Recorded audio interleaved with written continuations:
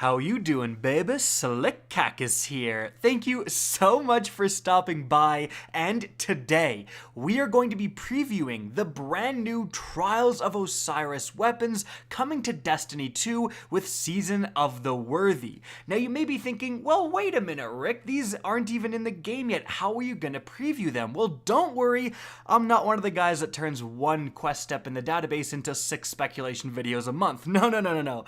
Ya boy is an OG, and that means I've been playing Destiny since the alpha for Destiny 1, and that means I can actually showcase the weapons that are coming this season because Bungie said that they're actually bringing back the original gear set, including armor and weapons from the original Trials of Osiris launch in Destiny 1. In fact, here's the clip. Some of the coolest armor and weapons from Destiny 1, in my opinion, were the Trials' original gear set, and that's coming back. And when players go flawless. So, what we can actually do is go back into Destiny 1 and take a look at what Bungie says are some of the coolest weapons ever made for Destiny. Look at their damage archetypes, how they fire, their perks, to get an idea of what kind of weapons are coming to Destiny 2 with the relaunch of Trials of Osiris. And so, let's get started.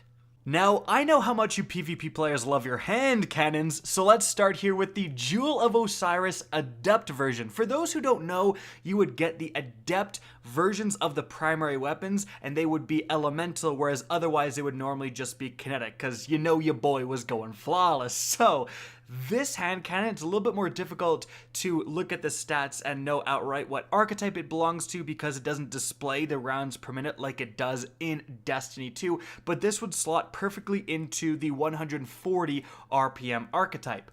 Looking at the perks here, nothing incredibly unique. We do have the old school Destiny 1 perk setup. Third Eye being somewhat of an interesting one that is, something you find on the Mida multi-tool, but you don't normally find that on weapons. Maybe they could bring it back with this gun. And honestly, this is just a pretty average hand cannon. This is coming from memory and replaying it, and as you can see, it doesn't necessarily do anything special, and it doesn't necessarily help that the 140s, which again this would likely slot into, aren't doing super amazing in PvP right now. The 150s are much more viable. But let's move on to the next weapon we're gonna look at, and this time we got a fusion rifle, the EXILE'S Curse fusion rifle. So this weapon does have a semi-unique perk here with Hot Swap. Readying this weapon grants a brief period of bonus accuracy. Again, looking at some of these D1 perks, these are maybe something that Bungie could consider bringing back with these weapons.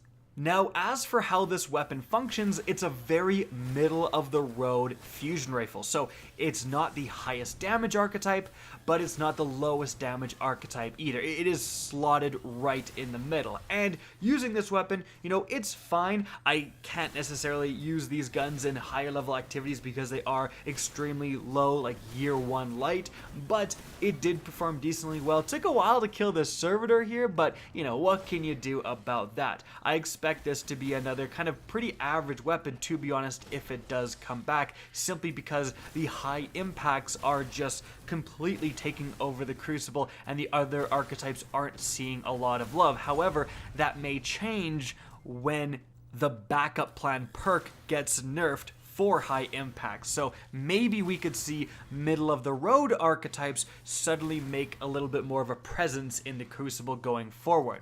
But let's move on from there to, honestly, I would say my favorite PvP weapon from all of D1, and that is the Messenger Adept version. Now this thing cracks in PvP in D1.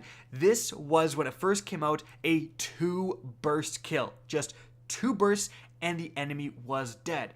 Looking at the perks here, we do have Third Eye again, so that being a common presence, again, that's something that could come back, but really, Headseeker was the thing that set this over the edge. Headseeker, especially back in Destiny 1, was a super, super good perk, especially with this particular archetype. Now, if this was brought back into D2, it would slot into the highest damaging archetype, similar to the Redrix and the Pulse Rifle from the dungeon. Like, those are gonna be what this archetype would be. But back in D1, when primaries were a little bit more powerful, you could, especially when aided by Headseeker, get extremely consistent 2-burst kills. You could have 2 body shots, 1 Headseeker headshot, and that would put you over the edge and be enough to get that 2-burst kill consistently. So this thing was a monster. It would chew people up at medium to long ranges. Unfortunately, even though this particular high impact pulse rifle archetype was buffed somewhat recently in Destiny 2, we haven't seen it be getting a lot of play. Maybe that will change with the introduction of this weapon because it is so powerful. Alright, now let's move on to a heavy weapon. We have here the Tomorrow's Answer rocket launcher. So this is definitely one of the, higher impact archetype rocket launchers. The cool thing here is the perks. So we have Tripod. Oh my goodness, this launcher's tube can hold 3 shells. Bungie, please bring this perk back. Rocket launchers have been kind of at the cusp of being in the meta again. They are just out damaged by other stuff, and they don't see a ton of love in PvE.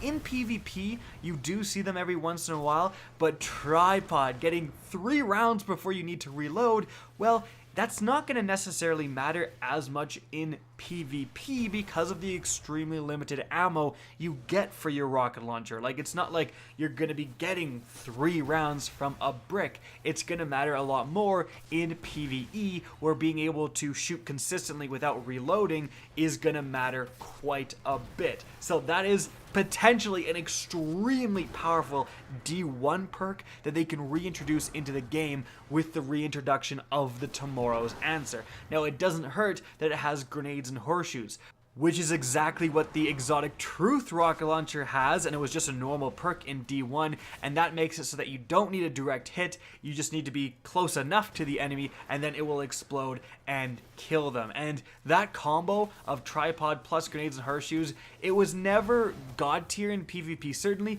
but it did see play, and it was just a very solid rocket launcher across the board. This is honestly something I am kind of excited for, especially again if Bungie brings back some of its extremely powerful perks. Alright, now let's move on from there to the Scholar Adept. Now this is the scout rifle. We saw this a bunch within the trailer. In fact, we even saw it shooting, and it was shooting at the slower rate of fire, which is exactly what archetype this would slot into. It's exactly the archetype it was in D1. Now, looking at the perks, nothing necessarily unique, but actually, this does have the wombo combo of Outlaw and, at the time, Reactive Reload, but what we now know as Kill Clips. So this was a very good PvP scout rifles. That's right, scout rifles were actually good in PvP in Destiny 1, especially the high impacts. High impacts see like no love in PvP currently, and I think it's because they have such outrageous recoil and the flinch properties. Don't get me started on that, but with this weapon, you can see me like shooting it, it's very steady, very easy to land headshots, and if you're in a sustained gunfight, if you're across the map, a quick pop, pop, pop, 3 shots, 3 headshots, they are dead. And again, reactive reload certainly didn't hurt, just being able to increase that damage pretty easily. And of course, Outlaw being amazing on a gun that's this easy to get headshots with. But again, although I have fond memories of it in D1, I'm not sure how well it will slot into D2 simply because its archetype of scouts is not doing too well. But it is time to move on from there to our next weapon we're showcasing, and that is the Summoner Auto Rifle. So this thing, it's pretty interesting. So this would slot perfectly into the 450 precision archetype of autos. It does again have that third eye perk that was very common on these original weapons. Now it also has another super powerful D1 perk, and that was Hidden Hand. This weapon gains better target acquisition. So obviously that thing, if that came back for like snipers, oh my goodness, that would be a great perk.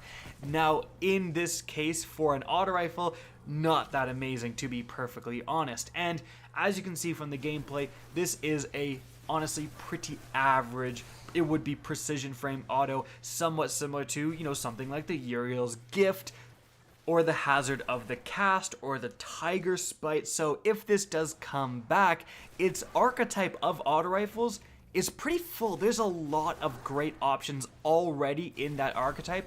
So if Bungie is going to differentiate it, it needs to be by the perks or potentially by the stats, in my opinion. But yeah, it's not necessarily going to make waves unless it has some unique features. And moving on from there, we have 3 more weapons to go over, but unfortunately, I don't have them anymore in D1. After, what, now would be like 6 years, some stuff is gonna get deleted, unfortunately, and I didn't have the foresight to keep all of these weapons. I kept a good amount, but let's go over the 3 additional ones. Firstly, in that heavy slot, we have the Infinite Theorem machine gun. Now it again has third eye. It also has another kind of unique perk, Spray and Pray, increases the reload speed of this weapon when the mag is empty, but that's kind of moved into drop mag, to be honest. Now its archetype, it matches the Quillam's Terminus from D1, which was a very, very popular weapon. In D2, I'm not sure exactly where this would slot in. It seems to shoot a little bit slower than the Hammerhead actually, but not quite as slow as like the Menagerie machine gun, for example. So perhaps the reintroduction of this weapon would create a new damage archetype. Destiny 1 actually had a lot of machine gun archetypes, and there's just a fraction of them in D2. But moving on from there, we have the sniper rifle, the Eye of Soul. So this has some pretty unique weapons. Firstly, Army of One. Quick unassisted kills with this weapon reduce grenade and melee cooldown. So that is not in D2. Again, potentially something that may return. We also have Unflinching. It's easier to aim under fire using this weapon. Now that has somewhat been replaced by No Distractions, but maybe we can see Unflinching return alongside No Distractions, like who knows. Now as for the archetype of this weapon, it was almost a rapid fire sniper. It was like just barely doing more damage than that archetype, so it was one step above it, but there was, just like machine guns, a lot more damage archetypes in D1 for snipers than there are in D2. So this would be, if it was reintroduced into D2, much more likely to be a rapid fire sniper than, you know, an adaptive like Beloved sniper, to be honest. But let's move on and look at the last one, the Astral Horizon. Again, this is seen a ton within the trailer, and this, in terms of its archetype, belongs to the highest damaging archetype. So Mindbender's archetype, aggressive frame archetype. That is, of course, the most desirable one for PvP, but back in D1, this didn't see a lot of play, mainly because its perks sucked. Firstly, it had Replenish. This weapon's magazine will be refilled whenever you unleash your super. Like, what are you talking about? I have to use my super just to reload the magazine? That is a terrible perk, but it also does have that Army of One unique perk as well, which is, you know, definitely better than Replenish. But terrible perks aside, if Bungie does just take these weapons, put them in the game, and give them random rolls, I feel like the Astral Horizon, simply because of its archetype, will end up being a pretty desirable weapon this time around. If these weapons return with their original perks, let's say, I think definitely the Eye of Soul and the Messenger will be the kings in that scenario, but that's super unlikely. Of course, back in D1, these were static rolls. Like, they didn't have random rolls. the raid weapons didn't have random rolls, and Bungie has changed that in D2. So although we see some cool unique perks that hopefully Bungie can reintroduce with these weapons, it's very unlikely they have the original rolls that we did see today. But again, a great preview of what these weapons are going to be like in D2. Guys, I hope you enjoyed this video, found it informative, and if you did, please remember to help me out by simply rating and especially sharing this video. If you guys want to see more Destiny 2 content similar to this, don't be afraid to slap that subscribe button. If you want to get in touch with me and keep up to date with the latest channel activity, the best way is to follow me on Twitter at RickKackis. That's linked in the description down below. Again, I hope you enjoyed the video, and as always, have a good day.